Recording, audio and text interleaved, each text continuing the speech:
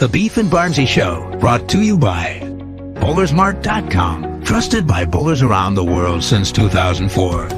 By Lightning Strikes Bowl, home of Bowlers Mart Pro Shop. By Platinum Ford, drive the difference. By Fire Lake Bowling Center, 24 state-of-the-art lanes. By True Grit Coatings, drive on our passion. By Road to Grip, king of them all. By 900 Global, striking worldwide.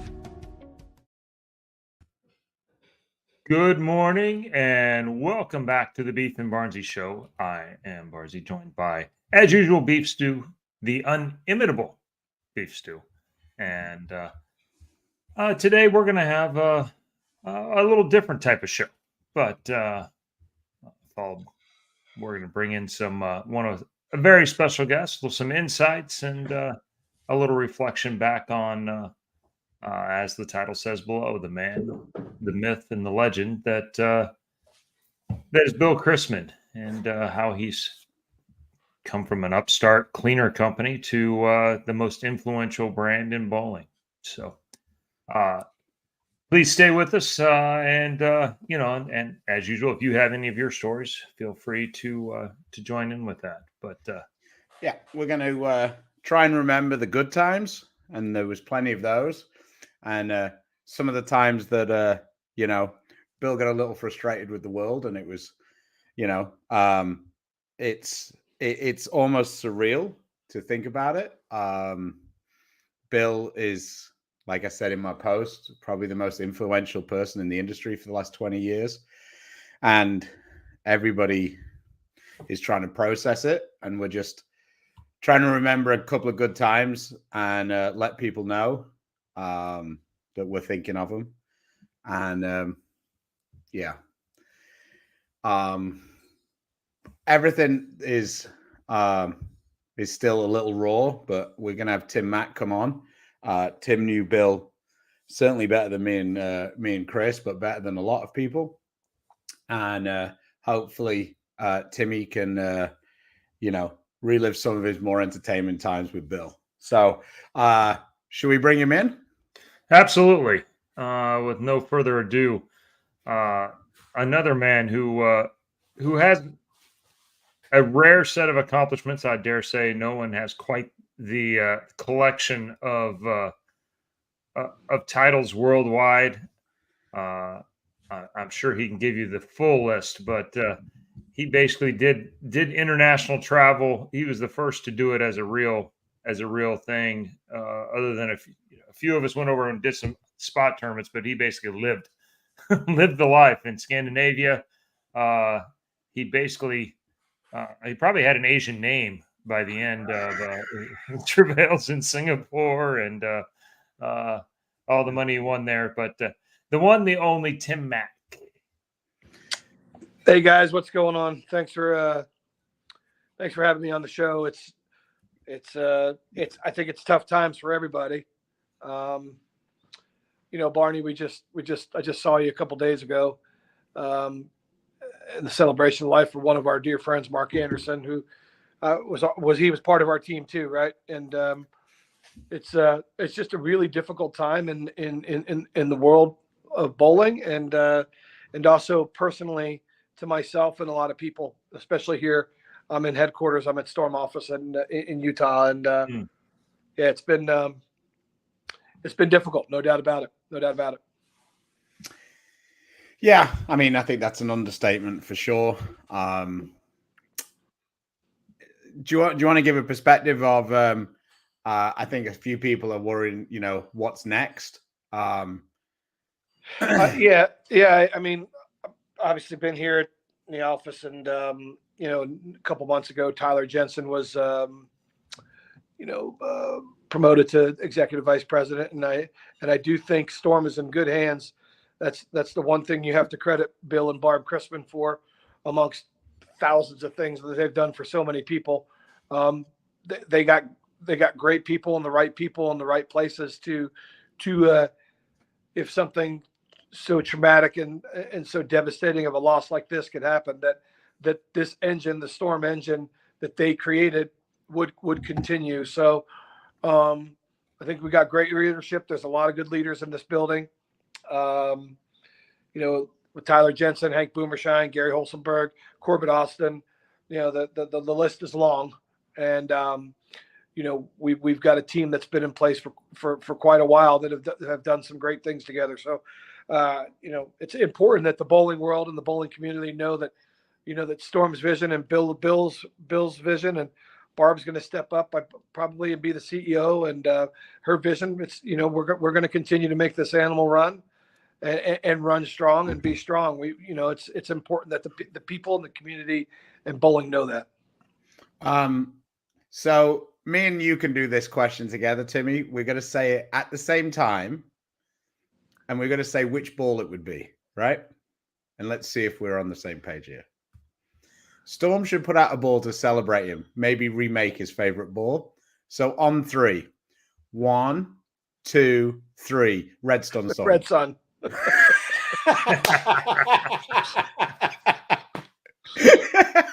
Yeah, I mean, there hasn't been a lot of laughs the last couple of days, but we've tried to keep Bill was so unique. He was, how do you wrap your head around a gentleman, a guy that's done so much for so many people and done so much for our sport. Stu, I think you said it right when he's the most influential person and an icon that's revolutionized our sport and has changed the sport for the better. And how do you try to encapsulate all that in 15 minutes talking to you guys or what have you? But he's done so many things and so many fun things. We shared that story off air that made me laugh, and there hasn't been a lot of laughs. So,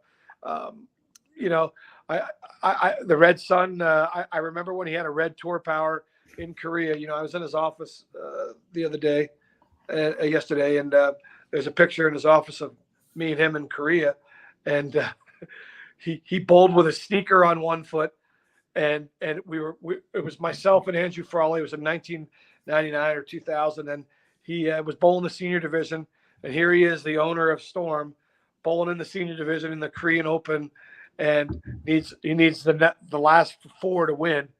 He gets the first one in the 9th, and then first one in the 10th is a snow plow, and he's pumping his fist, and he's got a red white sneaker that we bought downstairs at one of the sneaker shops because couldn't find bowling, didn't have the right bowling shoes, and he's stepping and playing and throwing that red, this red Tour Power. Obviously, red was clearly one of his favorite colors because he loved the Red Sun, and somehow found a way to throw the second one in the 10th, trips to 4, and wins the tournament and wins $1 million check. And it's $1 million won, which is pretty cool because the check, it's a great picture. I shared one of the pictures on my social media where it's him and I in the suit, but I didn't have the picture of him in the check, and it's a really cool picture that's on his wall in his office. It's and we finished at 1 a.m. He's the CEO of the owner of this company, and here he is. I'd find it hard pressed, and you guys could probably back me up on this from your experience. Find it hard pressed to find anybody that was more passionate and cared more about competitive bowling than him. No, and Frankie shared a fun story about when he won his first title. Yeah, I saw that.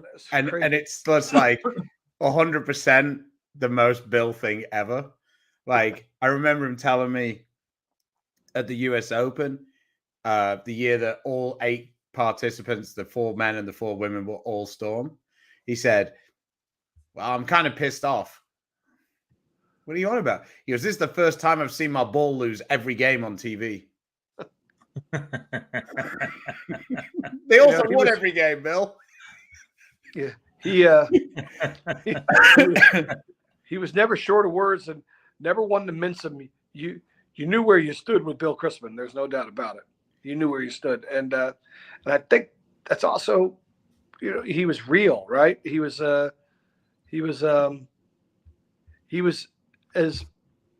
the biggest heart. I mean, I don't know if you guys know this or not, but when he was younger, he used to practice looking tough. He'd look in the mirror and have his tough face. So, as tough as exterior might have looked, he had probably most generous person I've ever become across in bowling. That, he was a giver, and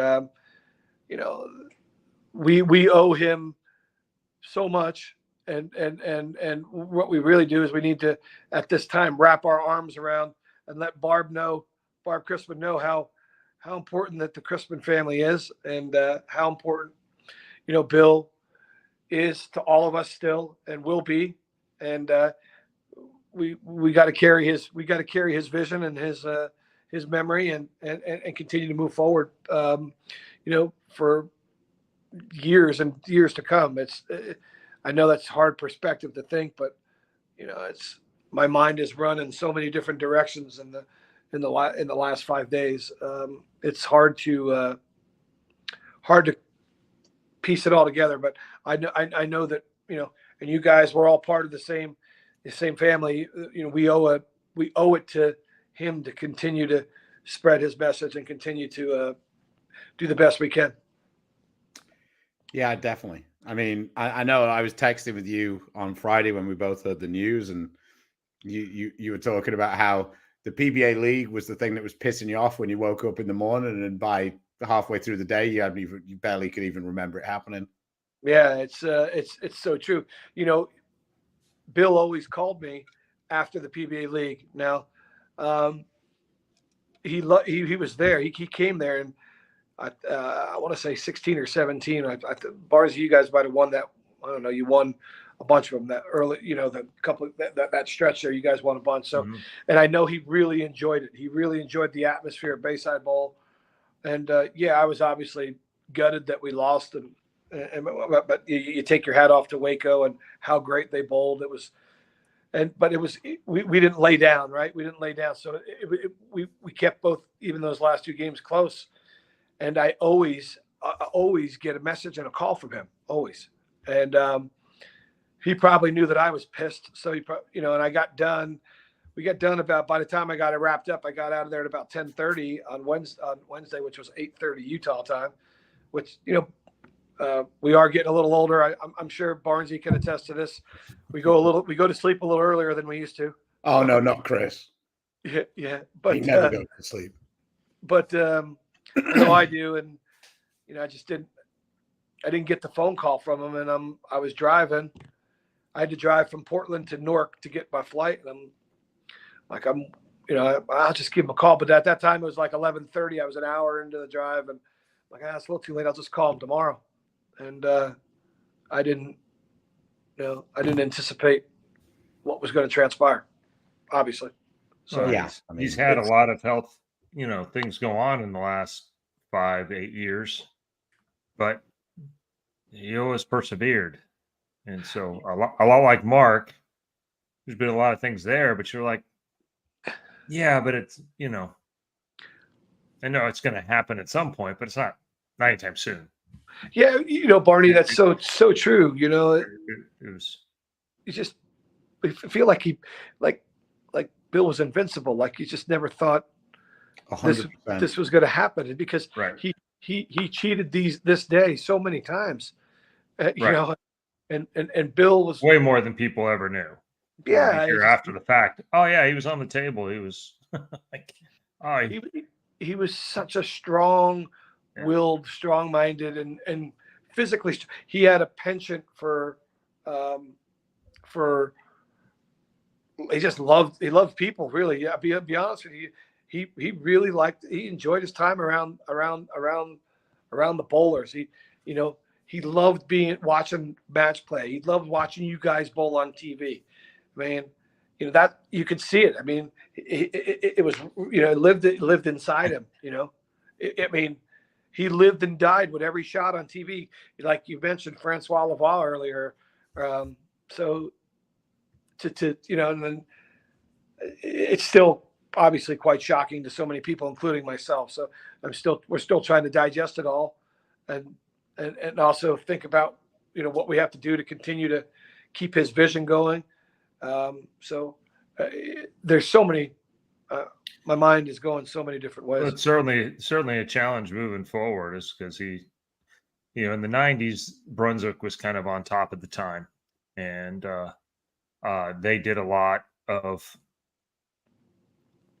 keeping the industry popped up, but they did it in a different way. I mean, it was a barter system for sure.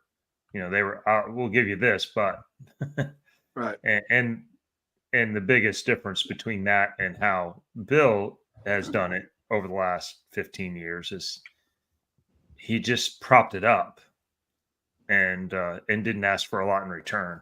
He just, he built this thing from the ground up and worked his tail off and is the Bowlers company, and Bowlers have been a part of this ride all the way through. He invested at the beginning with amateur staffs and then slowly hunted to pro staffs and then built this thing into the most successful company in bowling and now the most philanthropic company in bowling at the same time. So I find him and Barb, they've done a lot for a lot of people. Yeah, Barney, I find it hard pressed in anyone in the last 20 years that's given more to the sport of bowling than Bill Chrisman. So so it's a special guest just walked into the room. Another guy, Steve Klumpkin. Hey, Steve. So, speaking of guys that do cool things for other people, Coach K. Yeah. Morning, gentlemen. Just having a quick chat about Bill. Yeah. On their show, and if you guys saw Steve's social media post yesterday, there's a lot of emotions and a lot of but a lot of obviously we're all hurting, but I think his post was really unique and prominent because it's sadness right now, but it's going to turn into determination and pride and moving forward and try to carry this carry his message and deliver it moving forward. I think that's really what we all need to do. Yeah. Do you have any fun stories to share with us, Steve? Fun stories, man. Where do you begin? I mean, the one thing I would say, when you think about Bill, you think about how much he loved being in the bowling centers, and he loved being in the rooting for the bowlers and traveling around. He'd go travel 15, 20 hours, get somewhere, and first place he'd want to go is the bowl. He was like, you got a guy that owns this big company. You think he's wanted to go to some fancy, hotel or dinner or have some kind of exclusive experience somewhere. And he liked being with the bowlers. He loved going down there, watch you guys bowl and watch us bowl. He was a man's man when it came to bowling. And then, as I was trying to tell you earlier, but we tried to have a couple laughs here, but think about any CEO from any company walking down and getting into the trenches, and it's not normal. But Big Daddy, he wasn't normal. He was different. That's why we see the outpouring of affection from so many different people. I saw Chuck Gardner from Brunswick came on and sent us a little message, and big thanks to everybody in the industry, for me personally, and obviously on Storm's side, for the outpouring support and love that everybody has shown him. And it just shows you the reach that he had. It wasn't just centralized on Storm Nation. It was centralized on bowling. And I don't know that we've lost somebody like this ever in our sport before. So it's a really crazy time in our world right now. Like I say, one of my favorite stories, one of the things I always remember about Bill was there was nothing that pissed him off more than losing. But the second thing that pissed him off more than anything else was anybody associated with him being in the bowling center without a logo on. And I was saying that one of my favorite stories is that Timmy travels from the middle of nowhere, like the far side of Asia, flies straight into Vegas to bowl a high roller, loses all of his stuff. He's got one black t-shirt and he's got the pair of shorts that he traveled in, and he bowls and he wins the sweeper.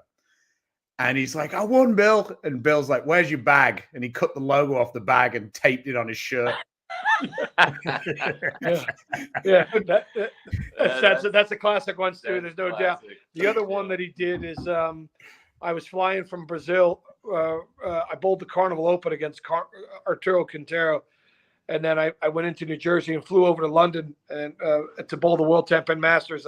Barney, you remember that tournament, the 1-lane tournament that you won, and I bowled it, and they lost all my accessory bag. But this was before that Bill cut the logo off and stuck it on my shirt.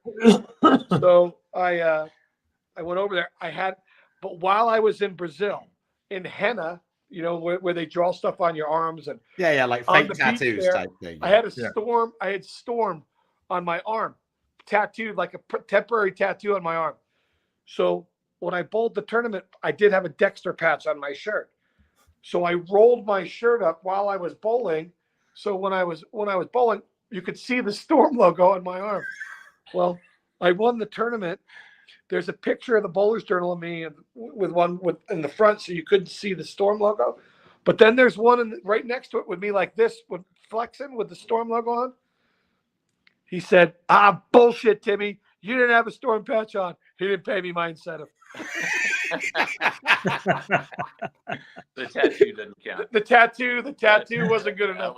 Wasn't good enough. So I will share real quick before I run here. I got to tell you guys one of my favorite high roller stories with Bill, and this one I hope everybody knows and hears, and I'll keep saying it over and over. One of my favorite was Corbett Austin, one of the nicest guys you'll ever meet in the bowling industry. Right? He's been here at Storm, I think 28 years now. I maybe I don't know, 29 years. Right? Been here forever, but a great bowler. Larry Barwick, isn't it? Larry Barwick. And this is in about 1999, maybe 2000. I forget which year it was. But Corbett Austin is bowling Larry Barwick, great bowler from Florida, great guy like Larry. And it's getting down to the end. It's a 1-game match, right? And so it's a 10th frame, and Larry's clearly up, but he takes a re-rack to make Corbett bowl, right? So Corbett gets up, throws a shot, throws a strike. Well, now Larry's already kind of skipped his spot, right? Skipped his turn. So it's now clearly his turn to bowl. Corbett's waiting. Larry goes and takes another re-rack. Makes Corbett go again. And Corbett's ready to should I just wait or, should I get up and throw? I was there, I remember. So he gets up. He has on like 7 and 8, right by the pro shop down at the Showboat. So he gets up, he goes, he throws the next shot. Showboat head pin comes across, wham, takes out Messenger, takes out the 10 pin, Bill's in the back. He yells, "Re-rack that, Barwick." As loud as you can imagine with all these people. Re-rack that, Barwick. Larry turns and throws his ball down on the turns around. Who said that? He yells up into the stands. It was great. Came up and started running up into the stands. It was a great man. There's lots of. It just shows you his passion and his just awesome memory. I wish everyone could have been there. Yeah. Probably needed to share that, boys. It's been a tough couple of days here, obviously at Storm headquarters. So thank you guys. I appreciate you letting me jump on. So no problem. Thanks, Steve. Thanks for sharing. Thanks, great Steve. story. I appreciate it. You're gonna get out of here, Timmy. Thanks, Stevie. Yeah. Got a couple more minutes. Just so you know, Steve runs a Coach K scholarship program too. That a very ground centric thing. He doesn't ask for money really from anybody, but anybody would like to contribute to that. It's a pretty cool program. Takes care of some kids and man of a leader. So I thought him and Larry were going to be fighting in the back up on the set team, and he would have had no problem with that. None. The first time I met, and this is a funny story. The first time I met Bill is January 1995. I was pretty raw still, as Barney would say. My spray gun went all over the place, but when I got it in the right spot, I threw a couple strikes there. I was good, but I wasn't at Chris's level and Pat Healy's level and the guys that was just the best of the best. So I'm bowling the sweeper, and it's the 3-game sweeper at the International Eliminator, Barney. That was the one that paid pretty well, and the lanes were hard. And I'm crossing with a guy that's kind of got like a half an afro, and I'm like, All right. And he's standing, he's planting at the line, and he's throwing straight balls with this yellow bowling ball, a yellow and red ball, solid ball. I'm like, all right. And he bowls like 450, 460 the first game. Well, I'm in every single bracket with the Chris Viale group. And I'm re-racking quite a bit because the racks were bad. It was, and we're in, I don't know, $1,800 worth of brackets, for the 3-game set. And I'm trying to obviously win the brackets. I've got 420 or 430 rounding. So I'm in a bunch of bracket finals, but he's got like 460, 470 rounding. And I re-rack again, and he's following me. And I re-rack again, because, there's not 2 re-racks back then. So I'm leaning over the ball return, and I'm about to re-rack it. He goes, I can't say exactly what he said, but he's, Jesus Christ, kid, will you just stop re-racking and throw the goddamn ball? And I had my hand over the hand dryer, and he's literally yelling in my ear like here. And I looked up at him, and I went, who is this old mother telling me to not re-rack? Yeah. And I was going to tackle him. So I go in the back, and he bowled good. He ends up shooting like 680 or 690 and finishes 3rd or 4th in the sweeper. And I bowled maybe 192 the last game, whatever. So I go in the back, and I'm talking to Chris Viale. I'm going to kill this old man. I'm going to go kill this old man. I was hot. And Corbett's standing next to him. It's Corbett's 6 foot, whatever, 6. And then lo and behold, it was Bill Chrisman bowling the sweeper with me. Yelling at me, go throw the goddamn ball. Jesus Christ, kid, throw the god. I'm like, I'm going to kill this guy. So that was my first meeting with Bill. And after as you guys know, when after you bowl a squat, or, you decompress a little. But I was, I obviously decompressed and went up and said, I'm sorry, sir. And then I didn't even know he was a sponsor. And then lo and behold, 3 months later, 4 months later at the summer high roller, Corbett Austin gave me my first Storm bowling ball, which was an electrical Storm. And I shot 257, my first sweeper. I didn't win it, but I made a bunch of money. And that was June. I want to say that was June 28th, 1995 when I got my first Storm ball. And my birthday. Yeah. I think, yeah. So yeah, it's been kind of wild, really. I mean, I think it's hard to imagine now that there was a time when, they were small. They were like a jab or a circle or one of the many, many companies that have tried Visionary, and that was people would laugh, Barney. They would laugh. At the beginning, you had the Teal Storm, which was. It hooked a little bit, but not a lot. It was really closer to a pro hook than it was, one of the really, a danger zone or a sapphire zone at the time, I guess. And certainly the Teal Rhino, I guess, is probably what it was competing against at the time. Right. If I walk it back, but that Teal Storm put them on the map because it was good enough. And then, right. Like you said, then. The Electrical Storm, and then the one, the Thunder was the one that put them on the Thunder, Black Thunder. The Firestorm is the one that really got him over the hump, though. The Firestorm did a move that really nobody else's ball did. And what an innovative! Right around 94, 95.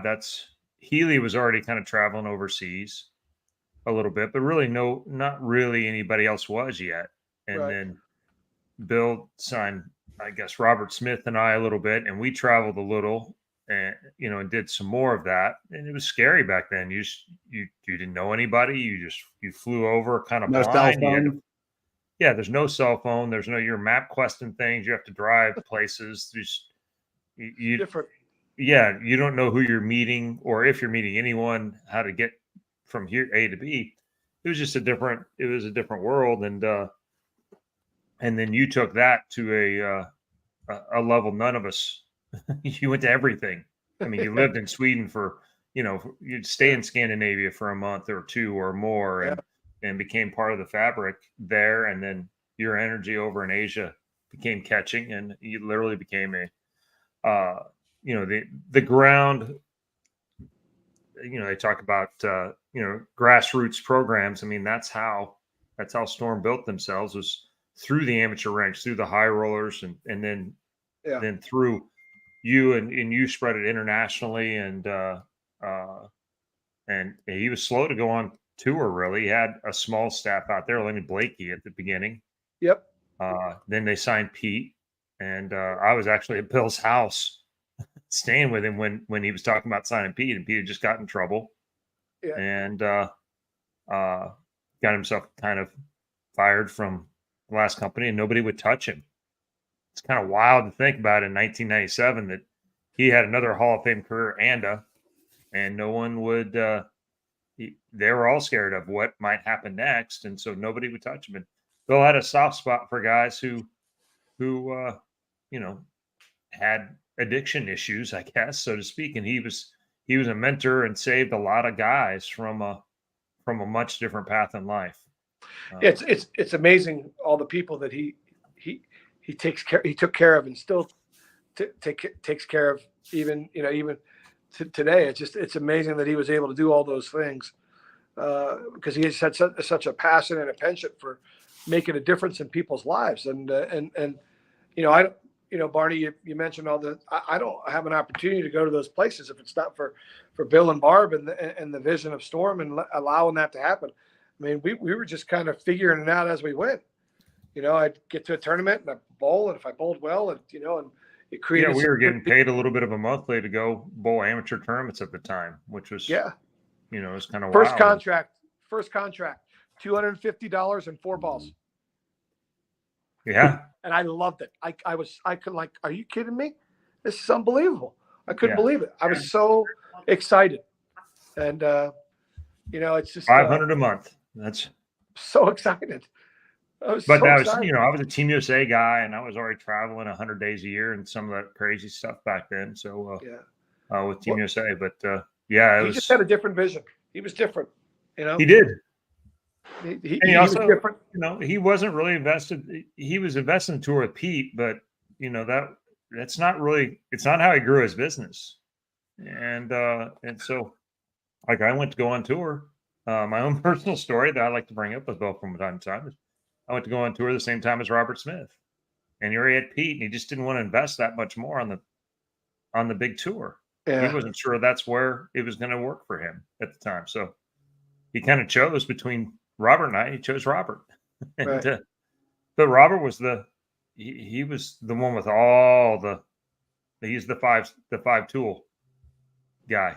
He had all, and so, and to his credit, I mean, we sat down at a lot of dinners, and he'd have a couple of pops and start telling that story, and and start talking about how maybe I should have done that one a little different. I don't know. Yeah, but shows you though how it seems full circle, because I was there in Dubai, when we sat up there, you were coming back on board. It was got the deal signed. I thought you were about to say that when Bill said, "God damn it, Timmy, I might as well buy the whole tour than pay all these guys." Yeah, he was really close at the time. At the time, there was a time when a certain ball maker at one of the Hopkinsville places had alienated most of the staffs, and the head of those 3 brands were all ready to go if Bill would take them. He was the whole tour would have, at the time, all the guys at the top 10 would have been in one place.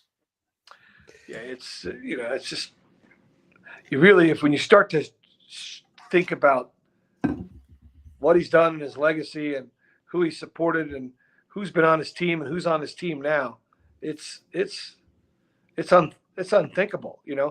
I remember the day I called him in 1999. I said, "Hey, buddy, I've just seen something I've never seen before. We need to get this guy bowling balls yesterday, not tomorrow, yesterday." And it was Belmo.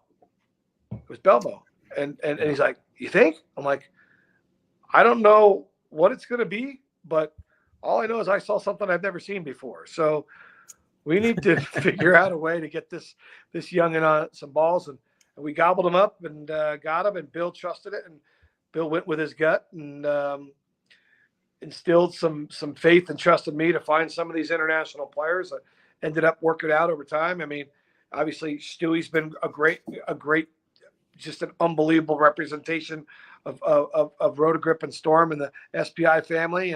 And, you know, Don Barrett was on our staff, and then Oscar Palermo, and then Jesper Svensson. I mean, the list is long and distinguished.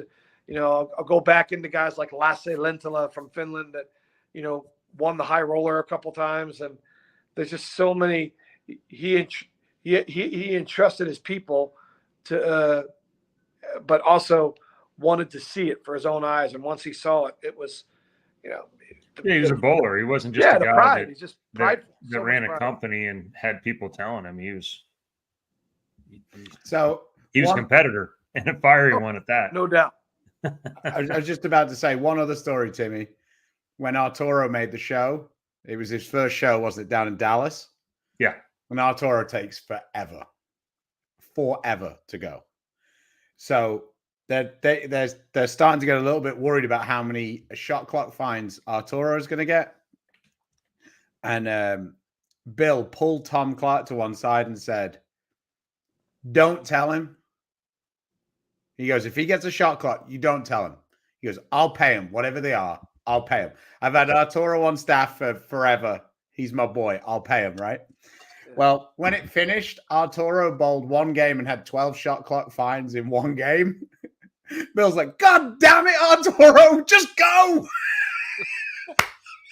You know, now in the end, that show was just that whole thing. Like the PBA could have run another major if they'd have just charged all the players all of their shot clock fines for the Players Championship down there. Yeah, and I'll leave you with this one, Stewie. With Arturo, 1999, we're bowling the International Eliminator, and he's in the money round. And Bill sponsored quite a bit of bowlers back in those Megabuck days. So Arturo was a little younger back then. Was known to stay up a little bit later than most. And I had told Bill that, you know, I got him to sponsor him. I said, "This is going to be great, Bill. This is what we want." It's the fourth round of the money tournament, or the money round, and third or fourth round, and Arturo's nowhere to be found. Practice has already started. I'm calling him. He doesn't pick up the phone. I finally go up and get somebody to get a hold of him, and he's sleeping. Comes down, misses the first 3 frames. 0, 0, 0. 7-bagger. No practice, no nothing. Qualifies, gets through the round, finishes second to Gwendon that week. Gwendon won for $50,000. If I didn't call him to wake him up, he wouldn't have got. I mean, Bill's like, "Jesus Christ, God damn it, Timmy, where is Arturo? Where is he? Where is he?" You know, and we got him down there, and then in Arturo's only voice that he could say, "Don't worry, Papa Bill, I got you, Papa Bill, I got you." So, I mean, the influence and impact is the depth of it is, guys, I can't even imagine. It's hard for me still to imagine that he's not going to walk through the door today. So, yeah. But it just, you know, it's what he meant to so many people is, and you guys personally too. You guys had your own relationship with him as well. It's just, you know, they don't make him like Bill Chrisman. That's for sure. And the fact he used to be pissed off every year going to bowl the first squad of the Open Championships, not because he didn't want to be there. He was just pissed off because he didn't bowl any good anymore. And me and Martin were cheering him on one year, and you know he was struggling the first game. So about the 5th frame, he throws a strike, and we're like, "Yeah, Bill!" And Bill walks to the back, and he signals us down, you know, because we're at South Point, and we walk to the tables, and he said, "Okay, you've had your fun now. I've got my strike. Now piss off."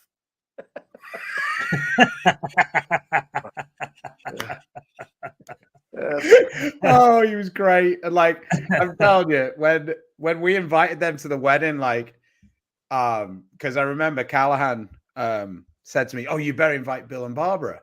I'm like, are you nuts? They're not going to come to our wedding. You better invite them. If you don't invite them, they're going to be pissed, right? And remember, we sent out the invites, and they arrived, and like we knew that about when they were arriving, the invites. And I remember Tina's face when she gets the email. She opens the email, and it says, "Hi, Tina. Bill and I will attend. Thanks, Bob." And Tina's like, "What the fuck are we going to do now?" Like, she was like, "Oh my God, they're actually going to come." So that was super cool, whatever. So then about 3 days later, we've done our, like you do the gift list or whatever. Well, we get a notification that says, running a little low on the gift list. What are they on about? And then this ginormous box turns up, and Barb had bought almost half the items on the list. Tina goes, "Oh, I guess we're going to go back to Bed Bath and Beyond and add some items to our gift list." So they were always, they've always been super generous with me, and like, it meant the world to us that they turned up at our wedding. Yeah.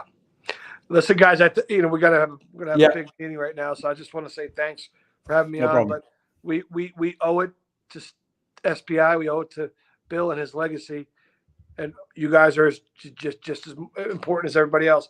That's the one thing, Bill. Everybody's important, top to bottom, left to right, all the way around, and we owe it to find a way to continue this legacy. And obviously, the grieving process is going to continue. We've got some tough days ahead of us still, and but thanks for actually putting a smile on my face and letting me talk a little bit about Bill. And thanks to you guys for being such good friends and great teammates, and for letting me finish one spot higher in the league this year. You guys were real. I was kind to you guys again, but suck it, Mac. You guys have a you guys have a very important, vital role in what we got moving forward. So it's just so let's all keep the faith, and let's just do the best we can moving forward. Yeah, thanks, Timmy. I hope that Appreciate this was even a tiny little bit of relief for you. So you have a good meeting. We're probably going to wrap the show up pretty soon. So thanks, Timmy. fellas. Take care. Yeah, tell the guys up there. See you guys. Hey, Bye. all right. So I don't know that we really need to add very much more to this show. We could maybe have a little recap of some of the bowling that went on this weekend just quickly, but I think Timmy set the table pretty well there. Gave people kind of what we try to do with the show, a little bit of a behind the curtain type of look into the legend that is Bill Chrisman. But yeah, I don't know if you got anything to add to that segment of the show, Chris, really. I mean, there really isn't a lot that we haven't already said. It's just it's an incredible story of literally starting at the bowlers just kind of like how he did the products. He took products that didn't look very good, and then used his cleaner on them, and they came out looking a lot better on the other end. And he did the same with a lot of bowlers. Yeah, I was about to say he's done that for the last few years for me. I throw one of the balls and it cleans up my swing real quick. Yeah, he's put some polish on some turds and made us look like we're a little better than we are. Yeah, he's taken the "you can't polish a turd. Au contraire, mon frère. Here's a ball. Try this one." Yeah. Somebody said, guys have been on staff forever, like Chief and Brian Himmler, for those of you who don't know, and Dennis Rand and Pete and Robert Smith, and guys have just. He's sponsored them at times. He's helped them through rough times. He basically let them have a life on tour by just being a good guy. Yeah. When we say that nobody supported professional bowling more than Bill, we're not under it's not at all. Yeah, I mean, like every Brunswick time at one time put a lot of money into bowling, but and they did. Some of that was well above what they had to do, but nobody has done it to the level that Bill has, and certainly not for the length of time. Whether it's just bowlers, really just out of his pocket. You know? No, 100%. But like I say, whether it's bowlers, he's helping them out, or whether it's the PBA when they were in trouble and they needed their money, like hey, can we get all of the money right now rather than spread it out, and all the things that Bill's done. Yeah, nobody's. I guess the nearest person to Bill in terms of that is obviously Barbara. Yeah, that's fine. And she's done equally amounts in the charitable ranks, and 100%. They're an awesome team. So yeah, they've divvied up and I spent a lot of money that they didn't have to spend for sure. 100%. And I was like I say, I don't think that I think people need to not misunderstand. She was there with him every step of the way. Like, yeah, they're a team. Yeah, that's right. 100%. So yeah, but anyway, it's not like me and you that really do everything, and our wives really they just don't really contribute very much. Since sure, sure. No, Barb, they've divvied up things, and it's people are asking her what's going to go on, and Barb's going to be the owner of the company, and Tyler, who got his start much the same way as Bill in a different, as a Rotogrip salesman when he was living at my house 20 some years ago, before anybody knew Roto other than the rubber balls that they made. And then the cell came out, and he helped put Rotogrip on the map and get their word out. And so, and now he's run Dexter. He's been with Turbo. He knows international business as well as anyone that's not Robert Dong. And so the company is set up to be successful moving forward. I don't think there needs to be a lot of apprehension about what happens there. There's certainly different things that are coming, I'm sure, but they're set up to keep moving forward. Yeah, so, and this is something I don't think they don't really ask for a lot of fanfare, but I'm certainly not surprised. No, that they donated a ton to Belmo's Australian Wildfire Fund. Something that not going to touch them at all. It's just something good to do. So this weekend there was some bowling going on. Ironically, it didn't seem like it was as successful of a weekend for Storm as normal. The Springfield doubles that I went to was won by Sean and AJ, Sean Lavery and AJ. Very odd tournament in the way it ended up going down. The pattern was fairly easy, but it was fairly easy on the fresh. So the lefties ended up pretty much dominating the qualifying portion of it. Seven of the players on the top four teams were all left-handed. I don't think there was a team who qualified in the top six who didn't have a lefty. Then the matches came and they didn't really change. They used the same four pairs for all of the matches. They just rotated around so you didn't bowl on the same pair. And there was more lefties left. So then the left broke down more than the right. So then the righties ended up winning. So it was a little strange the way it went with the way the lanes were and everything. But great job. Kevin, CT, and Jessica putting everything together up there. Tournament ran pretty much to time, except one guy not getting out of bed in the morning on Sunday.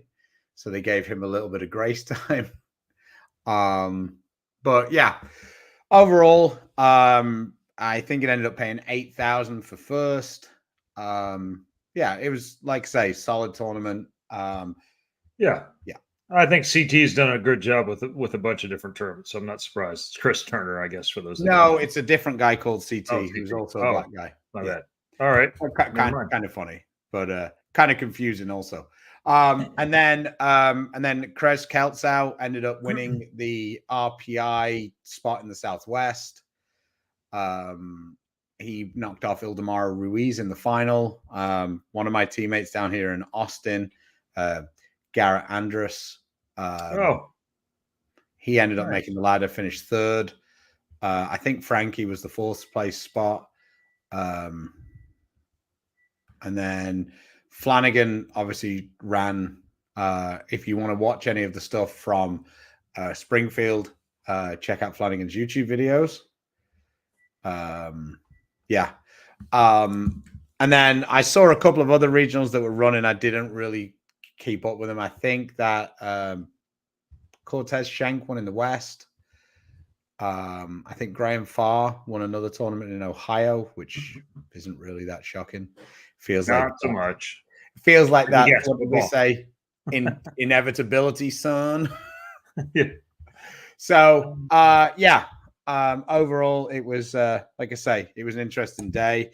Up there, I got a ride back with a couple of different guys that I went up with, so I had a bit of fun coming back with Mr. Top 15 himself, Andrew Smith, back from up there. So that was quite entertaining. Does that mean did Patrick win in the South? I guess he did. Congratulations, Patrick. All right. Well, yeah, there you go. So there was 2 Storm wins. My man Bull's good everywhere he goes. He just nice. Congrats. Well done. Did you use a tropical surge? or have you graduated to the to HP2? So yeah, so we pushed it back, but on Thursday I've got Ryan Simonelli lined up. Oh, there you go. Yeah, he's upgraded to HP1. They were obviously flooded. Baby steps. They were Baby flooded. steps. Too much oil. Yeah.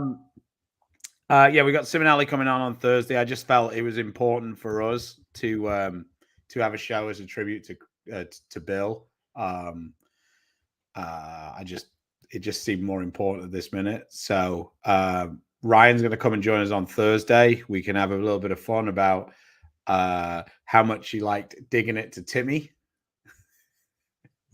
Because, of course, Ryan used to be on Tim's team. He was actually part of the team who beat us the first time, I believe, when they won their first championship, I guess, to use that terminology. Yeah.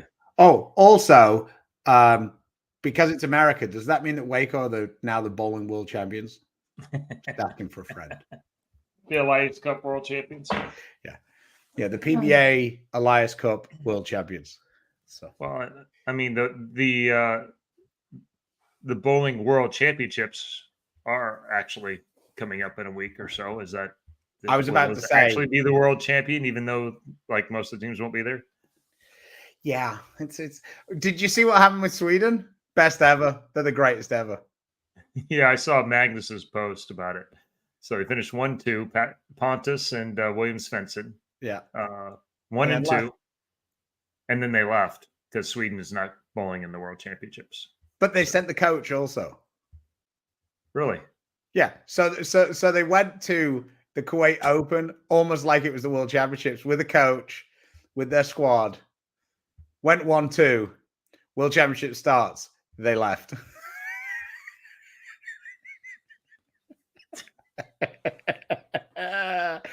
Oh, and I'm really sad that we couldn't get AJ Johnson on again, because then I could have yelled Europe, because AJ was very confident about the golf when we were in Maine. About the what? AJ was very confident about the golf when we were in Maine. Oh. And we were very confident he was going to get his ass whooped because America never wins. Not in Europe. In Europe. Yeah. Bizarrely, didn't know this, but just completely on the other side, the team that's won the first hole of the tournament, the first one up, has won the Ryder Cup like 7 out of the last 9 times or something. Really? One hole. Whoever wins that first one up. First hole of the first match? Well, not necessarily the first match, because they could push. Oh, yeah, it could be the second or third match. But whatever the first one hole has won the Ryder Cup. I think they said it was 7 out of the last 9 times. I was like, that's insane. Yeah, for something that relatively has so little impact on the overall. It'd be like whoever throws the first double in a 8-game block. Yeah, but it's just like they get that momentum going, and it's just, Yeah, Alex Hoskins won the championship bowling event up in Utah. So Klumpkin was down at Mark Anderson's celebration. So To over be the fair, weekend. Alex wins almost all the tournaments they run in that It's, area. like I say, we'll just treat that like a Nathan Bohr type story. if Klemkin wasn't there, did it actually happen? Yeah. But if you want to check that out, Chayton and Kenzie run Championship Bowling. It's a YouTube. They've got a YouTube page, YouTube, whatever you want to call it. So go over and subscribe. They run a bunch of tournaments. This was their like major, I think. They've got another event coming up in Vegas in November. So some good stuff being run by them also. But And speaking of Fire Lake up here, is entries are out for the Snowman doubles, and you can check out the Facebook page and get the information. January 5 to 7, I believe. Yeah. And so the world's slickest tournament will be contested again in January. I don't think I'll have lefties chirping at me in that one. Yeah. It appears it's less likely. They have to dig into their arsenal a little bit deeper for that one. Well, they use reactables this weekend. Yeah. But yeah. Ryan Lane, another guy who was there. How was the left this weekend? I all I'll tell you is there was a lot of justification going on, and then there was a lot of, we'll see, the righties won. It couldn't have been that bad. Okay. This is what happens when you have to move off your dot. Eddie bowled this weekend. He bowled well as also another right-hander who made the finals. We saw your boy Cameron Doyle. He'll be in the NBA soon because he appears to have not stopped growing. Yeah. Well, he bowled with Crummell, and he was significantly taller than Crummell, and Crummell was gigantic. Yeah.